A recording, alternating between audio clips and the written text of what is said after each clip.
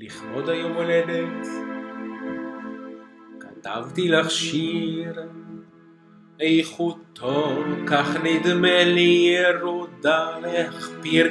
יש חרוזים בקצב, מנגינה יש וכמוכן יש מילים, אך מה חסר? כמובן התוכן. לרוב יש בשירה, כך שמעתי עוד מזמן, רעיון יפה מרשים מרגש אוהב חכם, אך בזה השיר אין כלום מכל אלה, ולכן לא ברור לי אם הוא שיר או בזבוז זמן מעצבן. לכבוד היום הולדת כתבתי לך שיר, איכותו כך נדמה לי ירודה להכפיר. יש חרוזים בקצב, מנגינה יש וכמוכן יש מילים, אך מה חסר? כמובן התוכן.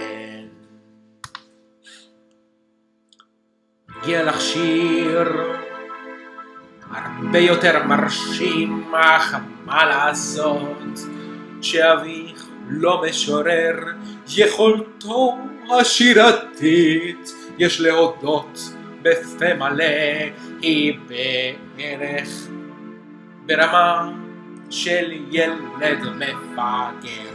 לכבוד היום הולדת כתבתי לך שיר, איכותו כך נדמה לי ירודה להכפיר. יש חרוזים בקצב, מנגינה יש וכמוכן יש מילים, אך מה חסר? כמובן התוכן. רציתי לכתוב פואמה, שיר ארוך וחשוב, על גיבורים וגיבורות עם קצב וגרוב. מה שיצא הוא לא ממש מה שדמיינתי לעצמי, מסתבר שצריך משמעות, שיצא משהו משמעותי.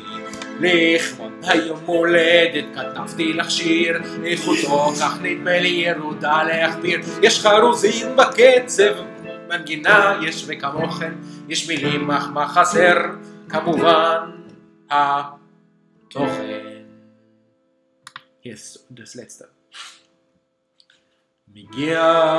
מגיע קץ השיר, הבית האחרון, הסוף, ועוד לא כתבתי כלום מכל מה שרציתי לכתוב, ובגלל שזה הסוף והשיר הזה מפדח, אני רוצה לאחל לך קצת באיחור, כי גרסנו על האינטרנט היום ולא הצלחתי להוריד תוכנת הקלטה, ואז הלכתי לבית קפה והייתי צריך לשתות מלא קפה עד שתוכנה ירדה, ועכשיו את בטח כבר תראי אותו מחר, כי עד הלכת לישון הייתי אצלכם ערב ואצלנו עוד לא. שיהיה לך יום הולדת פלוס אחד מאוד משמח.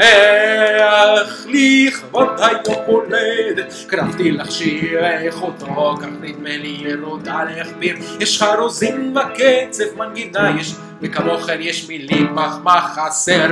כמובן התוכן.